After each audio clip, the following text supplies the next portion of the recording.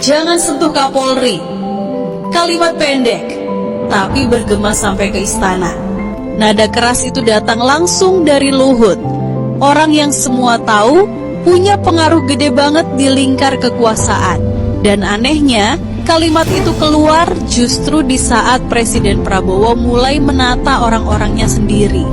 Prabowo lagi sibuk merapikan barisan, membangun tim yang loyal, tapi dari sisi lain, Luhut justru pasang tembok. Kapolri tidak boleh diganti. Pertanyaannya, siapa yang sebenarnya memimpin negeri ini? Prabowo atau bayangan kekuasaan lama yang masih berkeliaran di sekitar istana? Kalimat jangan sentuh Kapolri itu kayak sinyal ke semua elita. Kalimat sederhana yang artinya dalam banget. Ada wilayah kekuasaan yang tabu disentuh. Dan itu bikin publik mikir, apakah reformasi Polri yang dijanjikan Prabowo bakal benar-benar jalan atau malah terhambat karena benturan kepentingan? Yang jelas, drama politik ini belum selesai. Kita baru lihat bab awal dari perebutan kendali di dalam kekuasaan. Dan kayaknya, perang dingin di kabinet ini bakal terus memanas dalam waktu dekat. Sekarang pertanyaannya, menurut kalian, siapa sebenarnya yang paling berpengaruh di balik layar kekuasaan sekarang ini? Prabowo, Luhut, atau justru pihak lain yang belum muncul ke permukaan? Tulis opini kalian di kolom komentar. Kita bahas bareng, tapi tetap santai dan cerdas. Pak Presiden Prabowo mengingatkan kepada seluruh jajaran Kabinet Merah Putih, jangan ikut campur atau ikut serta membantu jika ada pejabat yang tersandung kasus. Hal ini terjadi setelah Luhut Panjaitan meminta bantuan ke rekan-rekan pemerintahan untuk mencegah Purbaya dan Jaksa Agung untuk mengaudit harta kekayaannya. Harta kekayaan yang enggak wajar mencapai triliunan. Yang menjadi perdebatan adalah apakah ada kaitannya sistem presidensial kita dengan meletakkan Polri di bawah presiden sebagai alat negara? Ada. Karena Kapolri sebagai pimpinan tertinggi institusi Polri, dia sebagai member kabinet. Dia diundang dalam rapat kabinet bukan sebagai menteri, tapi untuk mengetahui situasi nasional dalam negeri, yaitu situasi keamanan dalam negeri. Karena apa? Polri sebagai lembaga institusi pemerintah, dia harus mampu melaksanakan tugas-tugas lain juga yang memang diberikan untuk melaksanakan tugas-tugas pemerintah. Nah, ini yang harus kita letakkan dalam sisi dinamika pentingnya institusi Polri di bawah lembaga kepresidenan. Satu, kita lupa menyadari bahwa institusi Polri ini adalah institusi yang sejak awal merupakan bagian dari aparatur negara, atau di dalam Undang-Undang Kepegawaian itu disebut pegawai negeri adalah aparatur negara. Itu Undang-Undang tahun 99 tentang kepegawaian negara. Kemudian Undang-Undang Kepegawaian itu dirubah menjadi Undang-Undang Aparatur Sipil Negara, yang mana Polri masih ada di dalamnya sebagai bagian dari aparatur sipil negara. Siapa chief eksekutif, pemimpin tertinggi aparatur sipil negara? Adalah presiden. Jadi kalau hari ini ada eselon 1 bintang 3 ditandatangani SK-nya oleh presiden, itu bagian dari chief eksekutif.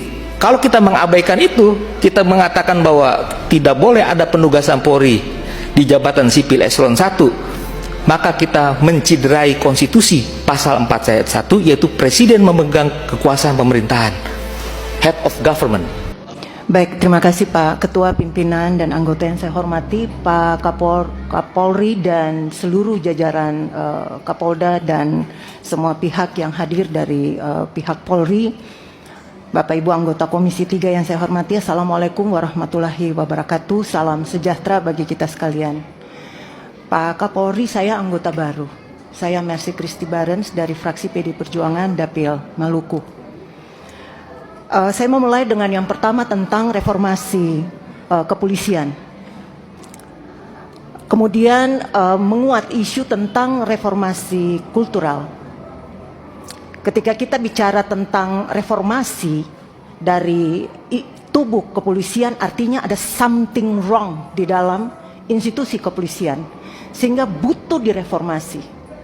Reformasi artinya perubahan secara fundamental, perubahan secara strategik dan perubahan secara mendasar, sistemik, sistematis, dan terstruktur yang akan direformis. Kami berharap dapat diukur, karena ini bahasa kultural, ini jangan kita ada di wilayah abu-abu. Kata kultural atau budaya di internal kepolisian mengatur sistem nilai, tata nilai, aturan, norma. Ini harus diabstraksi turun sampai ke bawah sehingga ada indikator dan alat ukur yang clear, memastikan bahwa reformasi sistem nilai ini berjalan. Mengatur tentang sistem tindakan. Pak Kapolri, dapat kami sampaikan bahwa ada banyak kasus-kasus di daerah-daerah yang melibatkan oknum-oknum aparat kepolisian. Saya minta maaf. Kasus pemerkosaan seksual yang baru terjadi di akhir tahun kemarin di Masohi, di Maluku Tengah. Kami mohon ditindak tegas, karena bukan saja mungkin yang terjadi di Masohi, bahkan di wilayah-wilayah lain yang ada di bumi Indonesia Raya ini.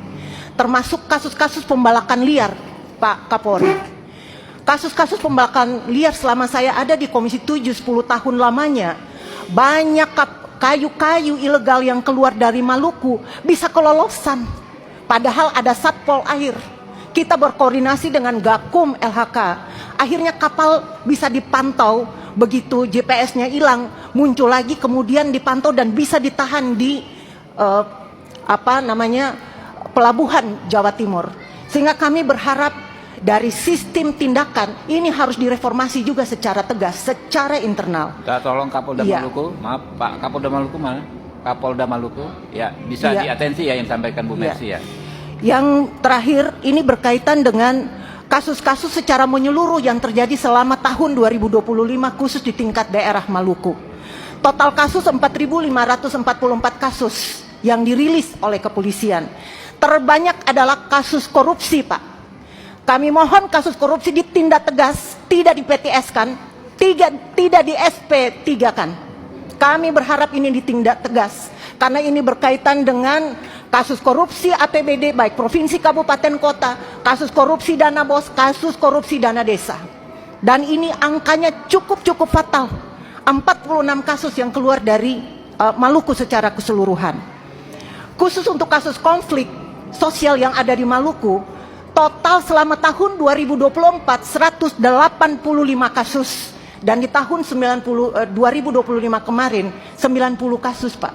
Tapi yang lucunya, kepolisian menangani ketika sudah terjadi kasus. Di mana pencegahannya? Intelnya di mana? Dan seterusnya. Kami sudah kenyang, Pak, dengan kasus-kasus kekerasan. Rumah dibakar, ladang dibakar, orang meninggal, harta benda habis, dan seterusnya. Dan terus menerus berulang-ulang tak henti-hentinya. Dan kami berharap penegakan hukum harus tegas, Pak. Kasus yang terjadi di Maluku bukan kasus Islam dan Kristen. Saya tegaskan sekali lagi. Bukan kasus Muslim dan Kristen. Kasus yang berkaitan dengan batas tanah ditarik ke urusan agama. Kasus yang berurusan dengan urusan sumber daya alam ditarik ke urusan agama. Oleh sebab itu kami minta dengan tegas untuk kepolisian memastikan kasus-kasus ini bisa ditangani mulai dari pencegahan. Tidak saja setelah kejadian baru penanganan. Kita bayar harga sangat mahal, Pak. Dan yang berikut adalah urusan yang tadi disampaikan oleh Ibu Widya. Benar sekali. Kasus penetapan PPO dan PPA. Saya tadi cukup sedih, Pak. Laporan dari Bapak sangat berbasis continental base. Padahal TPPO maritim amat sangat banyak. Bulan-bulan kemarin saya termasuk dengan para relawan memulangkan anak buah kapal yang dilempar dari atas kapal berbendera asing atau berbendera Indonesia di perairan Laut Arafura, WPP 718, sebagian besar. Berapa total kapal yang ada di daerah WPP 718? Lebih dari 3.200 kapal, Pak. Belum terhitung yang tidak terdaftar. Mereka dibuang seenaknya seperti itu. Banyak yang meninggal, banyak yang sakit. Kita urus, kita bawa pulang ke Medan, ke Jawa, termasuk yang ada di daerah-daerah NTT dan lain-lain. Untuk TPPO maritim ini, kita minta datanya ikut dimasukkan juga, Pak. Jangan saja data yang berbasis perbatasan darat juga, tapi berbatasan maritim juga kita sangat harapkan. Dan saya percaya bahwa kasus-kasus TPPO termasuk penyelundupan. Tadi Bapak melaporkan untuk wilayah daerah 3T NTT tadi disebutkan. Bukan cuma NTT ke Malaysia dan ke Australia, tetapi dari luar yang masuk lewat jalur-jalur mini, jalur-jalur terpencil. Tahun kemarin 9 WNA Cina itu masuk lewat jalur penyelundupan, jalur-jalur yang sangat kecil lewat Tanimbar, lautan Tanimbar menuju ke Australia. Kalau WNA saja bisa diselundupkan, artinya ada administrasi yang bisa jalan sampai bisa diselundupkan, apalagi kita yang WNI. Oleh sebab itu kami meminta kepastian bahwa untuk tindak pidana perdagangan orang termasuk tindak pidana penyelundupan orang, harapan kami berbasis kontinental termasuk juga berbasis kelautan Pak, atau maritim. Ini beberapa catatan yang dapat saya sampaikan. Sekian dan terima kasih, saya kembalikan. Ya. Listio Sigit membangkang perintah Prabowo. Kapolri bentuk tim reformasi sendiri. Kapolri Listio Sigit tidak mau diatur Presiden Prabowo yang akan melakukan reformasi kepolisian. Di saat Presiden Prabowo menunjuk Komjen Polisi Purnawirawan Ahmad Doviri sebagai penasehat khusus Presiden untuk reformasi kepolisian, Kapolri Listio Sigit langsung merespon dengan membentuk tim sendiri yang ditunjuk oleh dirinya sendiri untuk mengevaluasi dirinya sendiri.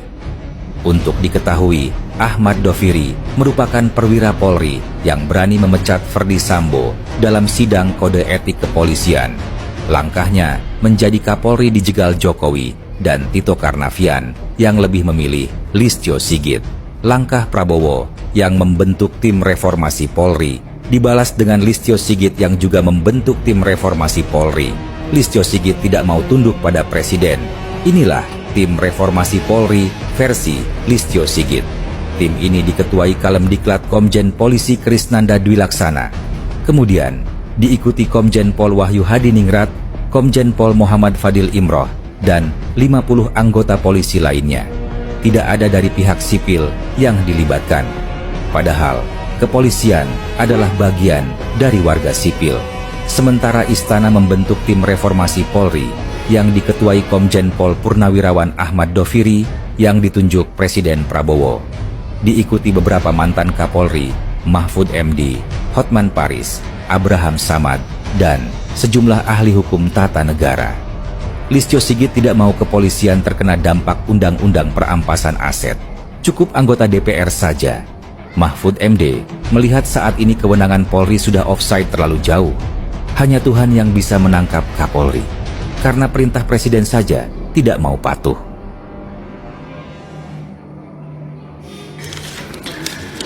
Pertama, saya menyampaikan profesiat kepada Pak Kapolri yang berhasil memecah rekor menjabat Kapolri untuk 5 tahun. Luar biasa, prestasi yang membanggakan. Saya menyampaikan 5 pertanyaan singkat. Yang pertama,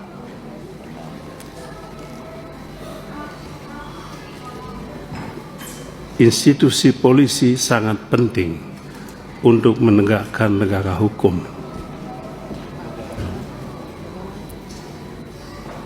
Oleh sebab itu, keberhasilan institusi polisi tidak ditentukan oleh jumlah kasus yang ditangani, tetapi ditentukan oleh tegaknya hukum yang adil, termasuk menegakkan hukum terhadap kelompok yang memiliki kekuasaan dan modal yang kuat. Pertanyaan saya, apa perbaikan yang bersifat struktural yang dilakukan institusi kepolisian sepanjang tahun 2025 untuk memastikan tidak ada lagi kesan hukum tajam ke bawah dan tumpul ke atas, sebagaimana yang menjadi janji Pak Kapolri ketika fit dan proper test di Komisi 3 5 tahun silam. Pertanyaan yang kedua, yang berkaitan dengan integritas dan keteladanan institusi. Saya mendapatkan informasi begitu banyak pelanggaran etik dan pelanggaran pidana oleh aparat. Ini bukan soal individu semata, tetapi ini adalah cermin efektivitas sistem pengawasan internal yang nampaknya belum jalan. Pertanyaannya adalah, apakah Pak Kapolri memiliki mekanisme pengawasan internal yang sudah cukup independen dan transparan?